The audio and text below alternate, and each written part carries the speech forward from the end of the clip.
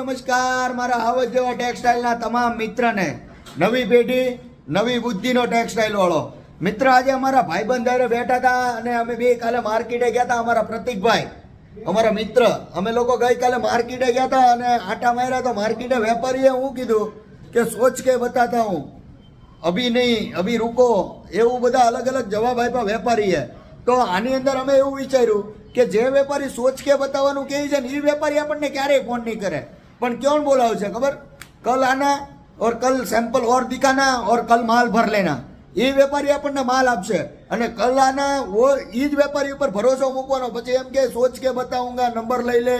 phone કरूंगा એ તમને phone નહીં કરે એની વાંહે સંપલ નહીં ગાતા બીજાની વાંહે સંપલ ગાવા પડજો તો જ આપણો